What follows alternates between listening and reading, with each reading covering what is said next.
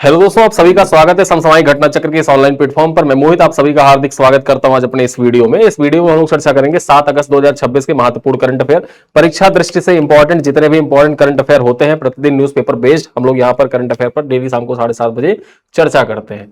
ये क्लास आपकी सभी परीक्षाओं के लिए इंपॉर्टेंट है, चाहे आप यूपी पीसीएस की तैयारी कर रहे हो, बिहार पीसीएस की तैयारी कर रहे हो, MP PCS, Chhattisgarh PCS, Uttarakhand PCS, Rajasthan PCS, MP PCS, कोई भी एग्जाम आप देने जा रहे हैं, यूपी ट्रिपल एससी की परीक्षा देने जा रहे हैं, सुपर टेट देने जा रहे हैं, टेट इत्यादि कोई भी एग्जाम आप देने जा रहे हैं, जहां भी करंट अफेयर पूछा जाता है, चाहे वो 20 नंबर में करंट अफेयर आ रहा हो या फिर 5 नंबर में करंट अफेयर आ रहा हो, हर एग्जाम के लिए समान रूप से उपयोगी है।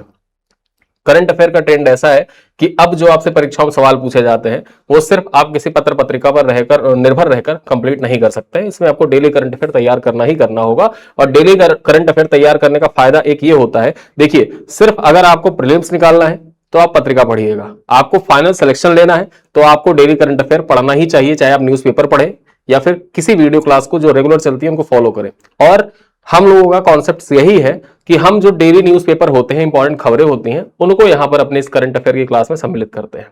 पीआईबी हो गई, एएनआई हो गई, साथ साथ में अन्य महत्वपूर्ण वेबसाइट जो गवर्नमेंट की साइट्स हैं, और जो महत्वपूर्ण पत्रिकाएं हो गई, जैसे एनवायरमेंट से संबंधित जुटोस्का पत्रिका हो गई या अन्य महत्वपूर्ण पत्रिकाएं हो गई, उन सभी को यहां पर संकलित समाहित किया जाता है।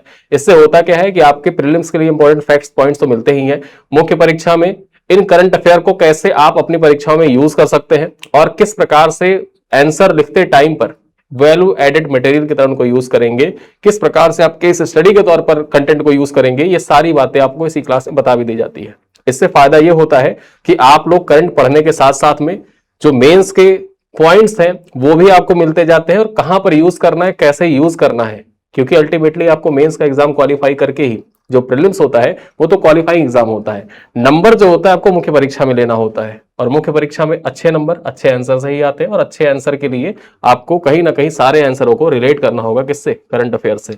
क्योंकि जो मेंस अब होगा 2026 यूपीपीसीएस मेंस हो या फिर अन्य राज्य लोक सेवा आयोग के द्वारा जो आयोजित की जाने वाली मुख्य परीक्षाएं हैं, उनमें एआई की महत्वता अब बढ़ती जाएगी। जिस प्रकार से शिक्षा के क्षेत्र में एआई का उपयोग हो रहा है, आयोग आए दिन न्यूज़पेपर में ये देखा जाए विज्ञप्ति प्रकाशित करवाता है कि इस बार मूल्यांकन जो होगा कॉपियों का वो एआई के माध्यम से किया जाएगा। और एआई जब कॉपी चेक करेगा और अद्यतन आंकड़े आपकी जब देखना शुरू करेगा तो आपके आंसर में जब अद्यतन आंकड़े लिखे रहेंगे ना, तो वो तुरंत इंडिकेट करता है कि ये आंकड़ा अद्यतन है और सही है, सटीक है। तो इन्हीं सटीक अद्यतन आंकड़ों के लिए ये करंट अफेयर की क्लास इंपॉर्टेंट होती है। ठीक है, तो आइए हम इस करंट अफेयर पर चर्चा करते हैं, जिसके तहत 7 अगस्त 2026 के महत्वपूर्ण करंट अफेयर को देखेंगे। इस करंट अफेयर की श्रृंखला को हम लोगों ने मासिक पैकेज के रूप में डिजाइन करके रखा है, जिस मासिक पैकेज का लिंक आपको इसी वीडियो के पिन कमेंट में मिल जाएगा। जिस मासिक पैकेज को ज्वाइन करके आप डेली क्लास पीडीएफ भी प्राप्त कर सकते हैं, डेली 10 एमसीक्यू का टेस्ट भी प्राप्त कर सकते हैं। आपको महीने के एंड में कंपाइल्ड पीडीएफ प्रोवाइड किया जाता है। हिंदी इंग्लिश दोनों भाषाओं के लिए समान रूप से उपयोगी कंटेंट यहां पर प्रोवाइड किया जाता है। महीने के एंड में आपको यूपी स्पेशल, बिहार स्पेशल की जो महत्वपूर्ण पीडीएफ होती है वो भी प्रोवाइड की जाती है, और जो रिवीजन करंट अफेयर होता है ना, उसकी भी इंपॉर्टेंस पीडीएफ आपको प्रोवाइड की जाती है। मैं आपको बता दूं, हम लोग उत्तर प्रदेश स्पेशल जो पिछले एक साल का है, 1 जुलाई 2025 से लेकर 31 जुलाई 2026 तक के important current affair Uttar Pradesh special जो आपके लोअर पीसीएस एग्जाम के लिए महत्वपूर्ण है, उसको रिकॉर्ड कर रहे हैं। वो क्लास जल्द ही अपलोड कर दी जाएगी और उसकी क्लास पीडीएफ भी आपको इसी मासिक पैकेज के अंतर्गत हमारे व्हाट्सएप ग्रुप में शेयर कर दी जाएगी। ठीक है, तो ये महत्वपूर्ण जानकारी थी। अब आइए स्टार्ट करते हैं अपने करंट अफेयर पर। चलिए देखते हैं पहली खबर क्या है। पहली खबर है राहुल जैन से संबंधित। राहुल जैन को आईएमएफ में भारत के कार्यकारी निदेशक के वरिष्ठ सलाहकार नियुक्त किया गया है। ठीक है, यहां पर देखा जाए आईएमएफ में भारत के कार्यकारी निदेशक के वरिष्ठ सलाहकार कौन नियुक्त हुए हैं, राहुल जैन नियुक्त हुए हैं। नियुक्तियों के दृष्टिकोण से यह पॉइंट इंपॉर्टेंट हो जाता है। नियुक्तियों के दृष्टिकोण से आपके प्रीलिम्स एग्जाम में देखा जाए तो हर बार 1 से 2 सवाल आते ही आते हैं। 1 से 2 सवाल नियुक्तियों से आते हैं, चाहे वो राष्ट्रीय नियुक्तियां हो या अंतरराष्ट्रीय नियुक्तियां हो। उस दृष्टिकोण से राहुल जैन का नाम इंपॉर्टेंट हो जाता है। बात करते हैं, राहुल जैन को अंतरराष्ट्रीय मुद्रा कोष यानी कि इंटरनेशनल मॉनेटरी फंड में भारत के कार्यकारी निदेशक के वरिष्ठ सलाहकार के पद पर 3 वर्षों के लिए नियुक्त किया गया है। वे 2005 बैच के मध्य प्रदेश कैडर के भारतीय प्रशासनिक सेवा के अधिकारी हैं। वर्तमान में आर्थिक कार्य विभाग यानी कि डिपार्टमेंट ऑफ इकोनॉमिक अफेयर जो है उसमें ये संयुक्त सचिव के पद पर कार्यरत हैं। देखा जाए तो यह नियुक्ति भारत के अंतरराष्ट्रीय वित्तीय सहयोग को सुदृढ़ करने के दृष्टिकोण से महत्वपूर्ण मानी जा रही है। आगे देखते हैं, बलदेव पुरुषार्थ को एशियाई विकास बैंक में वरिष्ठ सलाहकार नियुक्त किया गया है। यहां पर देखा जाए अंतरराष्ट्रीय वित्तीय सहयोग के दृष्टिकोण से यह नियुक्ति भी आपकी परीक्षा के लिए इंपॉर्टेंट हो जाता है। ठीक है, यहां पर देखा जाए एडीबी में यानी कि एशियन डेवलपमेंट बैंक में वरिष्ठ सलाहकार किसको नियुक्त किया गया है? बलदेव पुरुषार्थ को नियुक्त किया गया। यह पॉइंट आपके एग्जाम के लिए इंपॉर्टेंट है। देखा जाए बलदेव पुरुषार्थ को एशियाई विकास बैंक में कार्यकारी निदेशक के वरिष्ठ सलाहकार 3 वर्षों के लिए नियुक्त किया गया है। वे 2002 बैच के पंजाब कैडर के भारतीय प्रशासनिक सेवा के अधिकारी है। वर्तमान में वे आर्थिक कार्य विभाग यानी कि डिपार्टमेंट ऑफ इकोनॉमिक अफेयर में संयुक्त सचिव के पद पर कार्यरत है। यह नियुक्ति भारत के अंतरराष्ट्रीय वित्तीय सहयोग को सुदृढ़ करने की दिशा में महत्वपूर्ण कदम मानी जा रही है। आगे चर्चा करते हैं सत्यजीत मोहंती के बारे में। इनको देखा जाए आईसीएओ में देखा जाए यानी कि इंटरनेशनल सिविल एविएशन ऑर्गेनाइजेशन में देखा जाए भारत का प्रतिनिधि नियुक्त किया गया है। किसको? सत्यजीत मोहंती को। ठीक है, सत्यजीत मोहंती को देखा जाए तो अंतरराष्ट्रीय नागरिक उड्डयन संगठन में भारत का प्रतिनिधि नियुक्त किया गया है। बात की जाए सत्यजीत मोहंती को अंतरराष्ट्रीय नागरिक उड्डयन संगठन में 3 वर्षों के लिए भारत का प्रतिनिधि नियुक्त किया गया है। वर्तमान में वे रक्षा मंत्रालय में संयुक्त सचिव के पद पर कार्यरत है।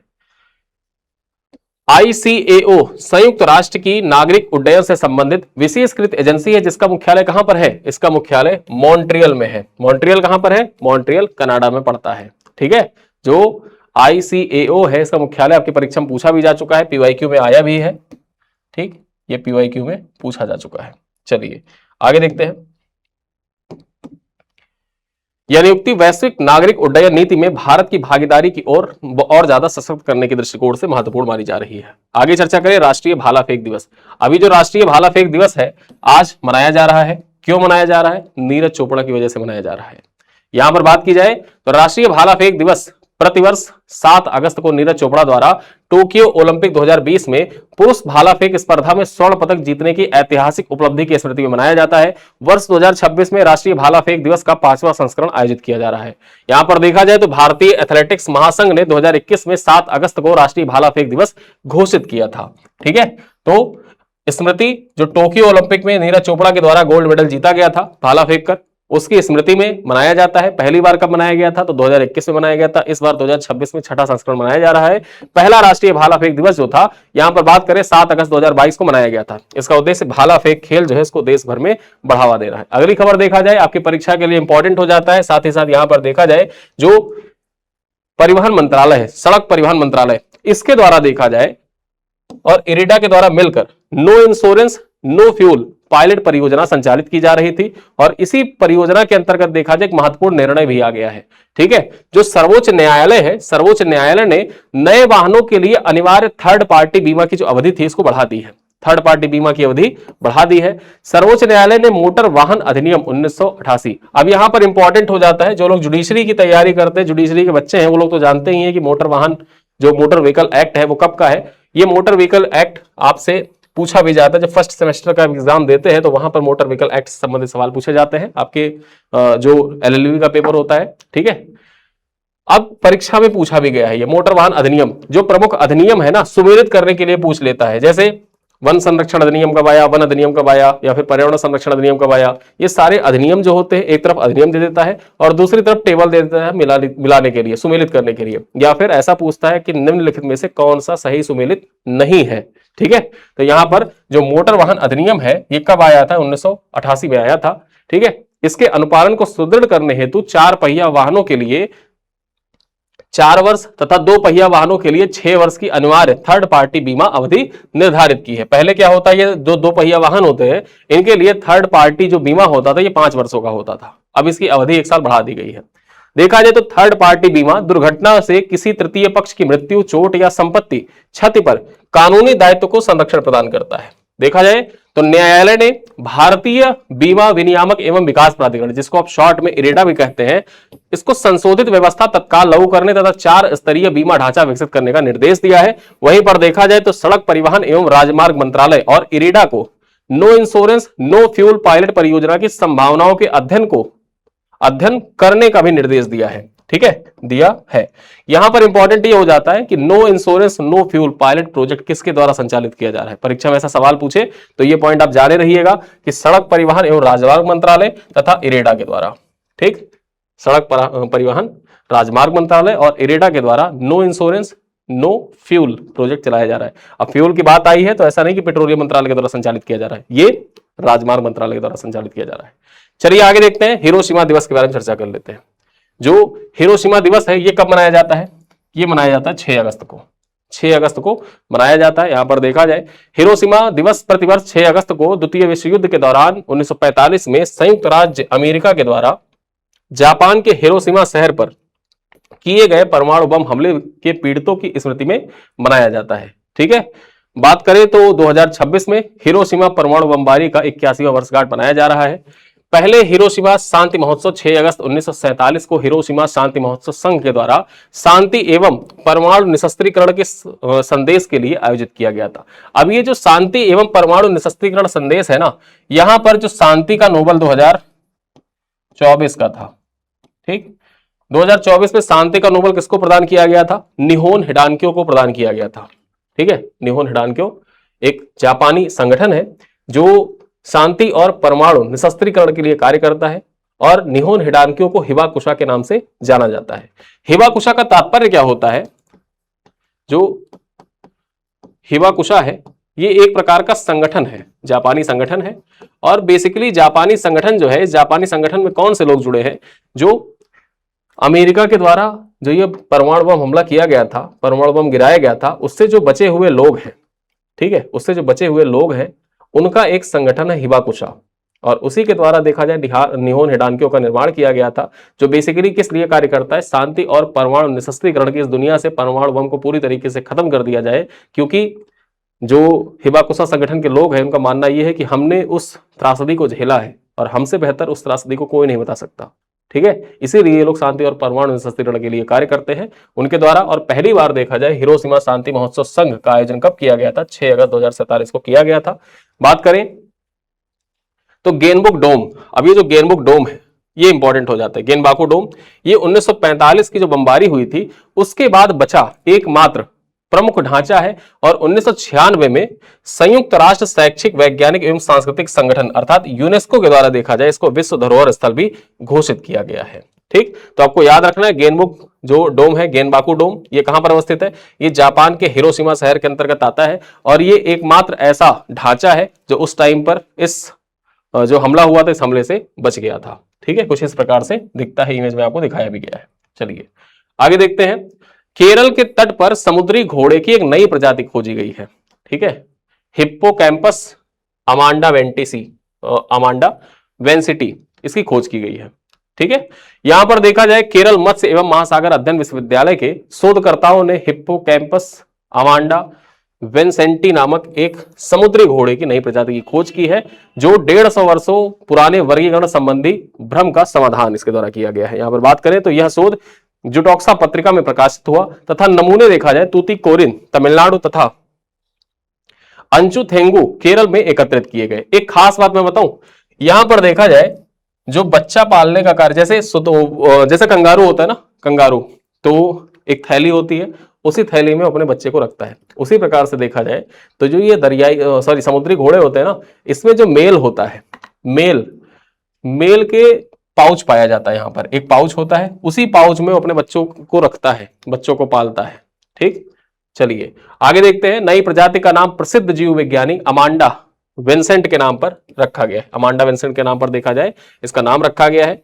यह केरल तट से दर्ज समुद्री घोड़े की 5वीं प्रजाति है जिसमें भारत की समुद्री जैव विविधता के संरक्षण को और ज्यादा बल मिलेगा। आगे चर्चा की जाए प्रशांत महापात्रा के बारे में। सेबी के कार्यकारी निदेशक इनको नियुक्त किया गया, प्रशांत महापात्रा को। नियुक्तियों के दृष्टिकोण से आज का जो करंट अफेयर है वो इंपॉर्टेंट हो जाता है। प्रशांत महापात्रा को सेबी का कार्यकारी निदेशक नियुक्त किया गया है। देखा जाए तो प्रशांत महापात्रा ने भारतीय प्रतिभूति एवं विनिमय बोर्ड सेबी के कार्यकारी निदेशक का पदभार ग्रहण किया है। वे कॉरपोरेशन फाइनेंस जांच विभाग तथा रिकवरी एंड रिफंड विभाग का दायित्व संभालेंगे। यहां पर बात करें, उन्होंने अप्रैल 1999 में सेबी में कार्यभार ग्रहण किया था तथा प्रतिभूति बाजार के विनिमय तथा पर्यवेक्षण में 27 वर्षों से अधिक का अनुभव उनके पास है। सेबी की स्थापना 12 अप्रैल 1988 को हुई थी तथा सेबी अधिनियम 1992 के तहत 30 जनवरी 1992 को इसे वैधानिक दर्जा प्रदान किया गया और इसका मुख्यालय कहां पर है? मुंबई, महाराष्ट्र में इसका मुख्यालय है। आगे चर्चा करते हैं। सूरज कुमार चंद ने FISU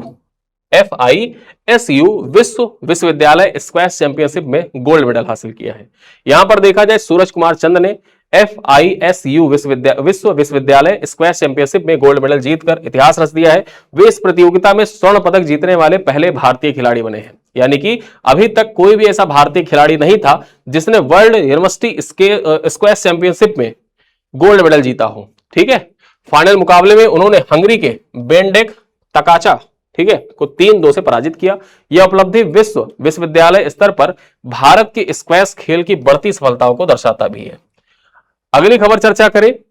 देखा जाए यहां पर जो क्लाउडेड लेपर्ड होते हैं, क्लाउडेड लेपर्ड के लिए एक दिवस समर्पित होता है जिसको मनाया जाता है कब? 4 अगस्त को। कब? 4 अगस्त को क्लाउडेड लेपर्ड डे मनाया जाता है। वहीं पर देखा जाए मेघालय के द्वारा मिशन क्लाउडेड लेपर्ड शुरू किया गया है। अब एक खास बात यह भी हो जाता है कि जो मेघालय है ना, इसका राजकीय पशु क्या है? मेघालय का राजकीय पशु ही क्लाउडेड लेपर्ड है और इसके लिए क्लाउडेड लेपर्ड के संरक्षण के लिए मेघालय राज्य सरकार के द्वारा मिशन क्लाउडेड लेपर्ड स्टार्ट किया गया है।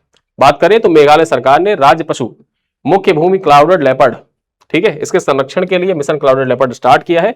इस मिशन का शुभारंभ मुख्यमंत्री कॉनराड संगमा के द्वारा किया गया। मिशन के अंतर्गत आवास संरक्षण की पुनर्स्थापना, वैज्ञानिक अनुसंधान, दीर्घकालिक निगरानी, संरक्षण उपाय, परिदृश्य संपर्क, वन कर्मियों की क्षमता निर्माण की जन भागीदारी पर विशेष जोर दिया जाएगा। यह मिशन मेघालय क्लाउडेड लेपर्ड कार्य योजना के आधार पर वन एवं पर्यावरण विभाग के द्वारा संचालित किया जाएगा। आगे चर्चा करते हैं। भारतीय रिजर्व बैंक ने शहरी सहकारी बैंकों के लिए लाइसेंस जारी करना फिर से शुरू कर दिया। लगभग 20 सालों के बाद देखा जाए तो आरबीआई के द्वारा जो अर्बन कोऑपरेटिव बैंक्स होते हैं ना, उनके लिए लाइसेंस जारी करना फिर से प्रारंभ किया गया है। यहां पर बात करें तो आरबीआई ने 20 वर्षों से अधिक समय बाद शहरी सहकारी बैंक यानी कि अर्बन कोऑपरेटिव बैंक्स को ऑन टैप आधार पर लाइसेंस जारी करने का निर्णय लिया है। इस संबंध में मसौदा दिशा निर्देश शीघ्र जारी किए जाएंगे तथा हितधारकों से सुझाव भी आमंत्रित किए जाएंगे। बात करें तो भारतीय रिजर्व बैंक एवं राष्ट्रीय कृषि तथा ग्रामीण विकास बैंक यानी कि नाबार्ड के अनुसार देश में वर्तमान में 1457 शहरी सहकारी बैंक कार्यरत हैं। अब इंपॉर्टेंट यहां पर पॉइंट्स बताता हूं। Uttarakhand PCS, UK PCS 2021 prelims परीक्षा में सवाल पूछा आपसे। सवाल क्या पूछा था कि वर्तमान में देश में जो शहरी ग्रामीण मतलब शहरी कोऑपरेटिव बैंक है, शहरी सहकारी बैंक है, उनकी संख्या कितनी है? डायरेक्ट संख्या पूछ लिया था। तो वर्तमान में कितने कार्यरत हैं? तो 1457 शहरी बैंक कार्यरत हैं। ऐसा पॉइंट्स आपकी परीक्षा में फिर से वापस से यूके पीसीएस की नोटिफिकेशन आने वाला है और अक्टूबर के पहले सप्ताह में, ठीक है, अक्टूबर के फर्स्ट वीक में इसका एग्जाम जो है प्रस्तावित है। उस दृष्टिकोण से ही महत्वपूर्ण हो जाता है क्योंकि आप पीवाईक्यू के जो करंट अफेयर होते हैं उनके आधार पर भविष्य में जो पूछे जाने वाले करंट अफेयर उनका अनुमान लगाते हैं। देखा जाए तो भारतीय रिजर्व बैंक ने ग्रामीण सहकारी बैंकों यानी कि रूरल कोऑपरेटिव बैंक्स के जोखिम संकेंद्रण प्रबंधन संबंधी दिशा निर्देश तथा ब्याज दर नियामक ढांचों का भी समीक्षा करने का निर्णय लिया है। इसी के साथ आगे चलते हैं। यहाँ पर आज के इस करंट अफेयर का अंतिम पॉइंट देखते हैं। डॉक्टर MS स्वामीनाथन पर्यावरण संरक्षण पुरस्कार 2026 महत्वपूर्ण हो जाता है। एमएस स्वामीनाथन पुरस्कार, ठीक है, देखा जाए डॉक्टर MS स्वामीनाथन पर्यावरण संरक्षण पुरस्कार 2026 से पी पेचियमल, ठीक है, पेचियमल तथा गोविंदमल इनको सम्मानित किया गया है। यहां पर बात करें तो पी पेचियमल ने रामनाथपुरम जो तमिलनाडु में पड़ता है, यही रामनाथपुरम है, यहीं पर रामेश्वरम मंदिर जो रामनाथपुरम के अंतर्गत ही आता है। यहां पर देखें तो समुद्री तटों पर घोस्ट गियर और प्लास्टिक कचरे के संग्रहण में उल्लेखनीय योगदान दिया है। बात की जाए तो गोविंदमल ने विल्लुपुरम जो तमिलनाडु के अंतर्गत आता है, यहां पर सतत कृषि को बढ़ावा देकर किसानों के बीच पर्यावरण अनुकूल खेती को प्रोत्साहित किया और यह पुरस्कार जैव विविधता संरक्षण तथा पर्यावरण संरक्षण में जमीनी स्तर पर उत्कृष्ट योगदान देने के लिए प्रदान किया जाता है। ठीक है, तो याद रखिएगा डॉक्टर MS स्वामीनाथन अवार्ड इस बार 2026 के लिए किसको किसको प्रदान किया गया है? पी पेचियमल को तथा गोविंदमल को प्रदान किया गया है। और बेसिकली ये जो पुरस्कार प्रदान किया जाता है किस क्षेत्र में प्रदान किया जाता है? तो जैव विविधता संरक्षण एवं पर्यावरण संरक्षण के लिए जमीनी स्तर पर कार्य करने में उत्कृष्ट योगदान देने वाले व्यक्तियों को इस डॉक्टर एम एस स्वामीनाथन पर्यावरण संरक्षण पुरस्कार से सम्मानित किया जाता है। ठीक है, तो ये थे आज के हमारे महत्वपूर्ण करंट अफेयर जो विभिन्न पत्र पत्रिकाओं से लिए गए, आपके परीक्षा के दृष्टिकोण से इंपॉर्टेंट है। आइए कुछ प्रश्न है, इन प्रश्नों का उत्तर आपको देना है कमेंट बॉक्स में। पहला प्रश्न क्या है? प्रश्न है कि राहुल जैन को किस अंतरराष्ट्रीय संस्थान में भारत का कार्यकारी निदेशक का वरिष्ठ सलाहकार नियुक्त किया गया है? विश्व बैंक में, अंतरराष्ट्रीय मुद्रा कोष में, एशियाई विकास बैंक में या फिर एशियाई अवसंरचना निवेश बैंक में। क्वेश्चन नंबर 2 है राष्ट्रीय भाला फेंक दिवस प्रतिवर्ष कब मनाया जाता है? 6 अगस्त को, 7 अगस्त, 8 अगस्त या फिर 9 अगस्त। क्वेश्चन नंबर 3 है हिप्पोकैम्पस अमांडा विंसेंटी समुद्री घोड़े की नई प्रजाति की खोज किस राज्य के तट पर की गई है? तमिलनाडु, कर्नाटक, केरल या फिर गोवा। क्वेश्चन नंबर 4 है मेघालय सरकार ने किस जीव के संरक्षण के लिए मिशन क्लाउडेड लेपर्ड शुरू किया है? हिम तेंदुआ, क्लाउडेड लेपर्ड, लाल पांडा, बंगाल टाइगर। और अंतिम सवाल है कि सूरज कुमार चंद ने FISU विश्व विश्वविद्यालय स्क्वैश चैंपियनशिप में कौन सा पदक जीता है? रजत पदक, कांस्य पदक, स्वर्ण पदक या फिर कोई भी पदक नहीं। ठीक, तो इस प्रकार से देखा जाए तो 7 अगस्त 2026 के जो महत्वपूर्ण करंट अफेयर है वो होते हैं हमारे समाप्त। और डेली की तरह मैं आपको फिर कहूंगा, जब आप इस वीडियो को कंप्लीट करें तो वीडियो के एंड में कमेंट बॉक्स में डन जरूर लिखा करें। डन लिखने से होता क्या है, मुझे भी पता चलता है कि कितने लोग ऐसे हैं जो इस वीडियो को पूरा कंप्लीट देखते हैं।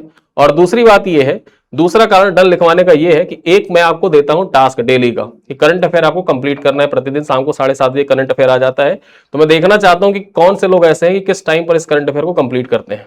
ठीक है, तो इस वजह से वीडियो के एंड में डन जरूर लिखा करें। और डन लिखने से आपका जो डेली का करंट अफेयर का टास्क है वो भी कंप्लीट होता रहता है। जिस दिन आप डन नहीं लिखते हैं इसका मतलब यह है कि उस दिन आपने टास्क कंप्लीट नहीं किया है।